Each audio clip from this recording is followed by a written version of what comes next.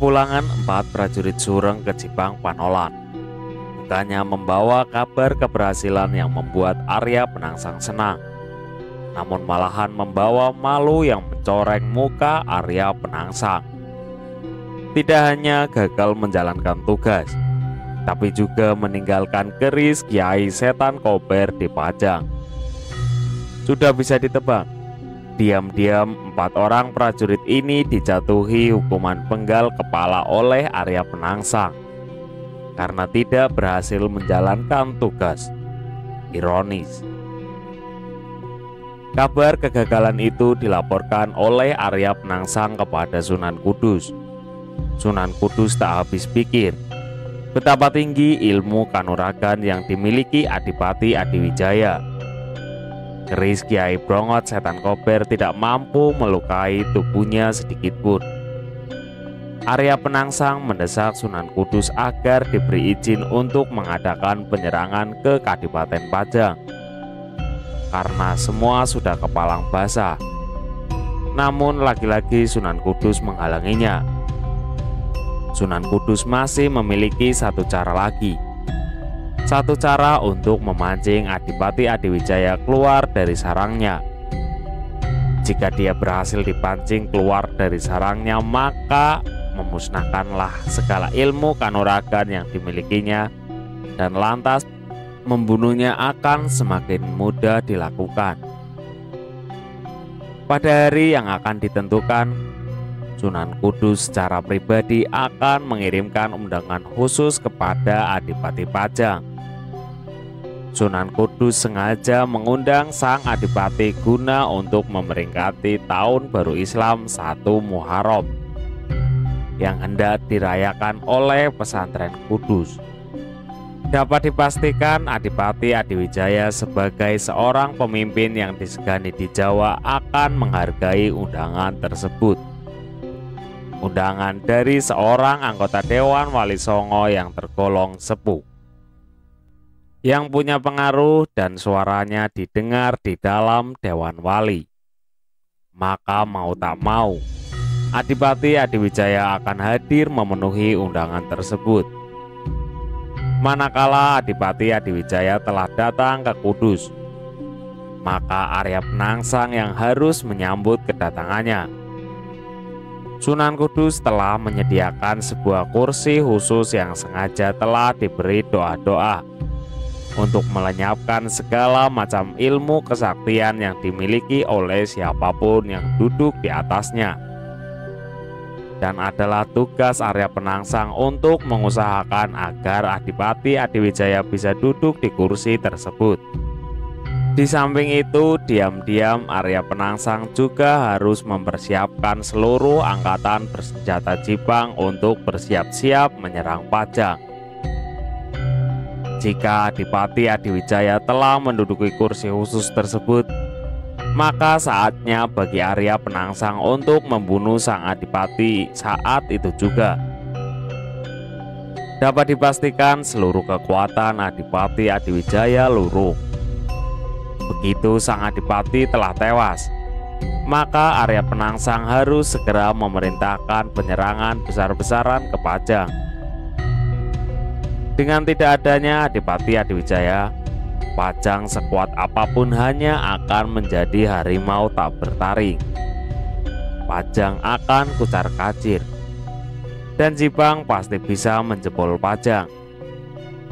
Rencana yang sangat matang tersebut disetujui Arya Penangsang, dan menginjak bulan ke-11 menurut kalender Islam, yaitu bulan Zulqaidah, Sunan Kudus mengirimkan surat undangannya ke Pajang. Surat dari Sunan Kudus tersebut diterima oleh Adipati Adiwijaya. Isi surat segera menjadi bahasan serius sang Adipati. Di sana tertera bahwasanya Sunan Kudus mengharap dengan hormat kepada Kanjeng Adipati Pajang Adiwijaya untuk bersedia hadir di Kudus pada bulan Muharram guna mengikuti memperingati perayaan Tahun Baru Islam. Seluruh orang terdekat Adipati Adiwijaya menyarankan agar Adipati Adiwijaya berhati-hati. Bisa jadi ini adalah jebakan baginya. Namun tidaklah etis mengabaikan undangan seorang berpengaruh di Jawa, seperti Sunan Kudus, di mana suaranya memiliki kekuatan dalam Dewan Wali Songo. Maka diputuskan Adipati Adiwijaya akan berangkat ke Kudus dengan didampingi oleh Ki Ageng Pamanahan dan Ki Juru Martani. Sedangkan Ki Mas Monco, Ki Mas Wila, dan Ki Wuragil akan tetap di Pajang, menyiagakan seluruh kekuatan angkatan bersenjata Pajang jika nanti terjadi hal-hal yang tidak diinginkan. Adipati Adiwijaya mempercayakan Pajang kepada Ki Mas Monco manakala dia pergi ke Kudus. 2 bulan kemudian, menjelang beberapa hari sebelum hari perayaan yang tertera dalam undangan surat dari Kudus, berangkatlah rombongan Adipati Pajang ke Kudus.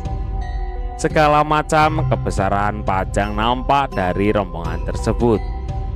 Di setiap jalan yang dilalui, rombongan Pajang senantiasa mendapatkan berbagai bentuk penghormatan dari rakyat. Bahkan di tempat-tempat mana rombongan Pajang bermalam, rakyat sangat bersukacita dan menerima kehadiran mereka. Banyak yang mempersembahkan makanan dengan sukarela, walaupun sebenarnya seluruh rombongan tidak begitu memerlukannya. Perbekalan yang dibawa dari Pajang sudahlah lebih dari cukup. Namun, Adipati Adiwijaya memerintahkan kepada seluruh prajurit yang ikut dalam rombongan agar menerima segala persembahan dari rakyat tersebut. Walaupun nampak remeh-temeh, namun itu adalah wujud kecintaan rakyat kepada mereka semua. Jangan sekali-kali mengajukan persembahan makanan yang diunjukkan dengan rasa penuh kecintaan tersebut. Beberapa hari kemudian, sampailah rombongan Adipati Pajang ke kota Kudus. Kedatangan rombongan dari Pajang ini mengagetkan masyarakat Kudus. Mereka terperangah melihat segala macam kebesaran yang terlihat. Mereka baru menyadari bahwa ternyata Pajang sudah pantas jika menjadi sebuah kerajaan besar. Panji-panji Pajang berkibar-kibar, berkelebet dengan gagah diterpa angin. Nampak di depan, Adipati Adiwijaya menaiki seekor gajah diiringi beberapa prajurit berkuda di arah depan, kiri, kanan, dan baru rombongan berkuda juga di belakangnya. Seluruh orang Kudus kagum melihat kebesaran Pajang. Rombongan itu langsung menuju ke pesantren Kudus. Di sana para santri menyambut kedatangan rombongan Adipati Pajang dengan menabur rebana dan menyanyikan sholawat Nabi seperti kebiasaan mereka. Di antara rombongan Ki Ageng Pamanahan dan Ki Juru Martani tetap mempertajam kewaspadaan mereka. Nampak selain para santri, ada terlihat beberapa pasukan Jipang yang juga hadir di sana. Bahkan ada pasukan dari daerah lain yang nampak ikut hadir. Namun kedatangan rombongan dari Pajang lebih menyita perhatian. Kebesaran Adipati Adiwijaya sangat memukau semua mata. Begitu sang Adipati turun dari atas punggung gajah, nampak di pendopo beberapa santri langsung menyambutnya dan mempersilahkan masuk ke pendopo.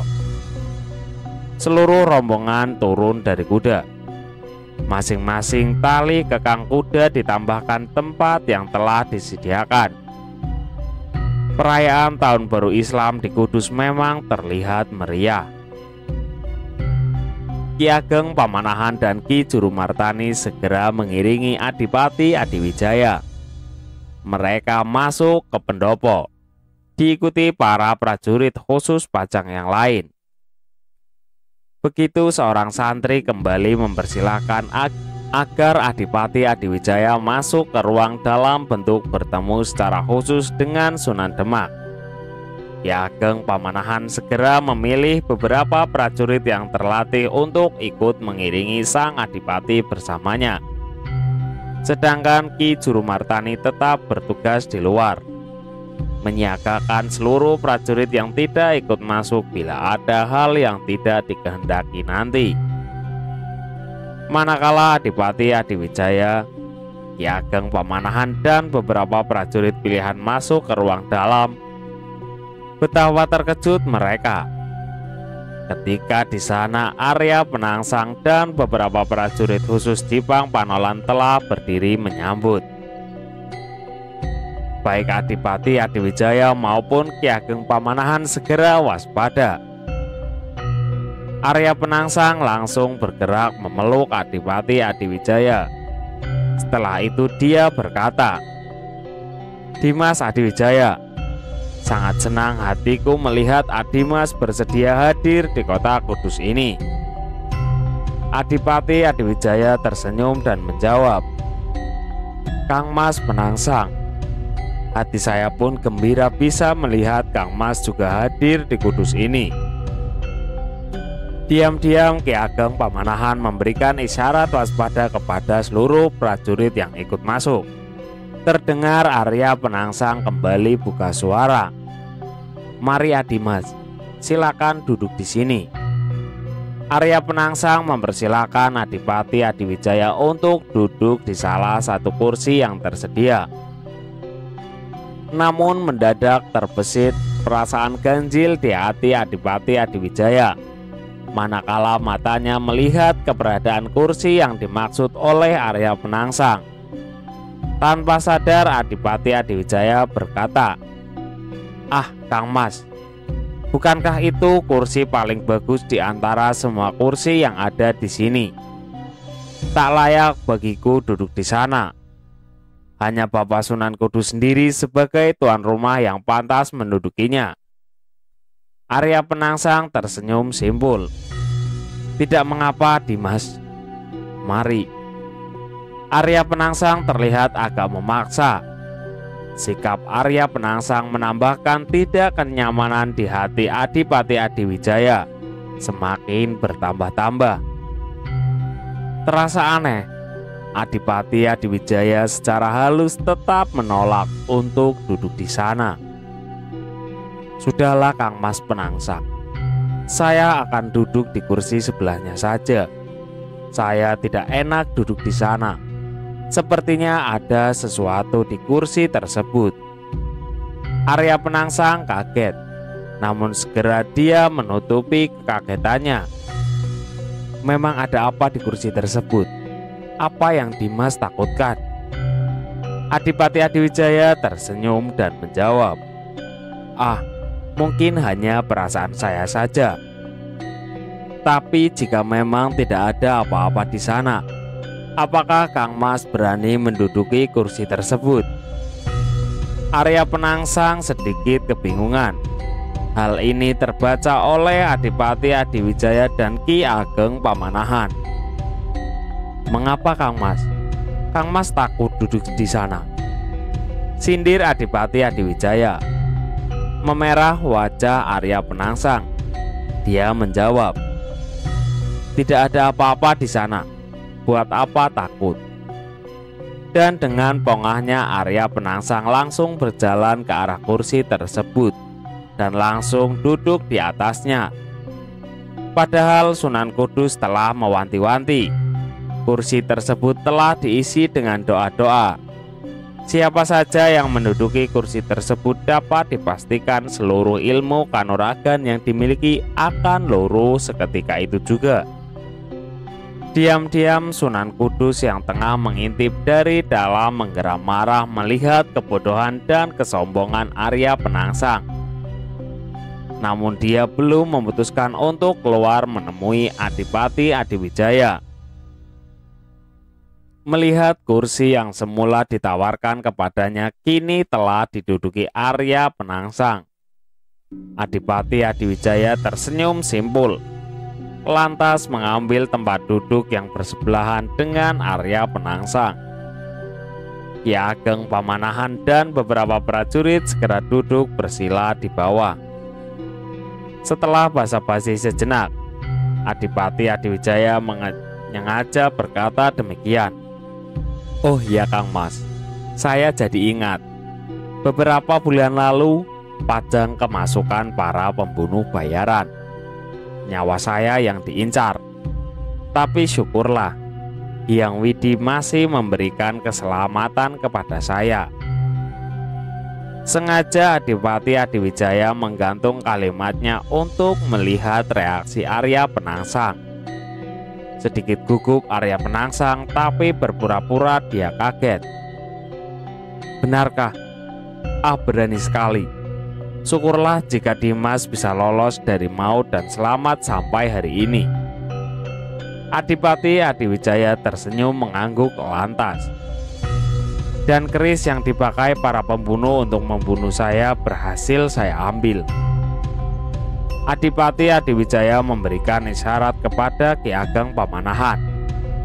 Ki Ageng Pamanahan nampak tegang. Dia lantas mendekat dan mengulurkan sebuah peti kayu jati ke arah Adipati Adiwijaya. Adipati Adiwijaya menerimanya, lantas membuka peti tersebut. Dikeluarkanlah sebilah keris dari sana.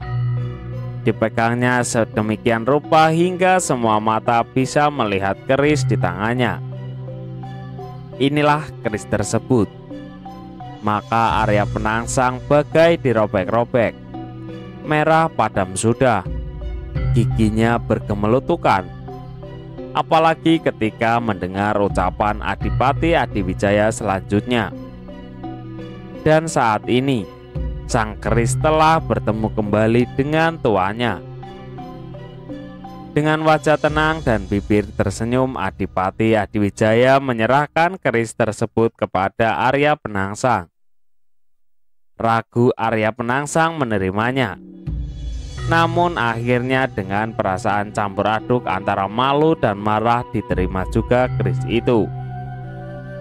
Terdengar kembali Adipati Adiwijaya berkata datar. "Konon katanya keris tersebut ampuh. Tapi bagi saya terasa seperti digelitiki dengan lidi saat keris tersebut dihujamkan di dada saya." Amarah Arya Penangsang bangkit. Setengah menggeram dia berkata, "Jika saya yang menggunakannya, jangankan manusia, gunung pun akan longsor, lautan pun akan kering." Adipati Adiwijaya tergelitik juga. Lantas sang Adipati Adiwijaya mencabut keris yang dari tadi terselip di pinggang belakangnya. "Kiai Carabuk," nama keris Adipati Adiwijaya. Keris itu adalah pemberian Kanjeng Sunan Kalijaga. Lebih ampuh mana dengan Kiai Carubuk milik saya ini? Arya Penangsang seketika bangkit berdiri. Dengan mata merah memandang ke arah Adipati Adiwijaya tajam. Adipati Adiwijaya lantas ikut bangkit pula. Suasana berubah tegang. Dua orang kesatria ini telah berdiri berhadapan dengan keris di tangan masing-masing. Arya Penangsang dengan keris Kiai Brongot Setan Kober di tangannya, sedangkan Adipati Adiwijaya dengan Kiai Carubuk. Di bawah, baik prajurit Pajang maupun prajurit Jipang telah memutar keris mereka yang semua terselip di pinggang belakang. Ini sudah diputar ke depan dengan gagang sudah mereka genggam. Tinggal mencabut kerisnya. Kedua pasukan khusus ini sudah siap tempur juga. Dua kekuatan Jipang dan Pajang kini sudah berhadap-hadapan. Suasana tegang. Tak ada seorang pun yang berani mengeluarkan suara. Hanya bunyi detak jantung yang berdegup kencang hanya yang terdengar. Dan hanya terdengar oleh masing-masing pemilik jantung sendiri. Nampak Adipati Adiwijaya dan Arya Penangsang telah berhadapan dengan keris terhunus di tangan. Mata keduanya saling bertatapan. Gigi mereka saling bergemelutukan. Tinggal menunggu siapa dulu yang memulai untuk menyerang. Di bawah, kedua kelompok prajurit khusus dari Cipang dan Pajang juga tegang. Begitu junjungannya diserang atau mulai menyerang dulu, maka mereka pun telah siap menyerang lawannya. Sesaat mereka melirik ke arah junjungan yang masih berdiri berhadap-hadapan. Sesaat kemudian mereka melirik lawan mereka yang bersila bersebelahan. Suasana benar-benar genting. Di saat kritis seperti itu, di saat keadaan yang tinggal meledak sebentar lagi, tiba-tiba terdengar suara salam yang keras disengaja dengan keras. Assalamualaikum. Serta-merta semua mata segera melayangkan pandangannya ke arah mana suara salam itu berasal. Nampak Sunan Kudus keluar dari ruangan belakang diiringi beberapa santri. Sembari menghela nafas, seluruh prajurit Cipang maupun beberapa prajurit Pajang yang muslim menjawab salam Sunan Kudus, walau tidak serempak.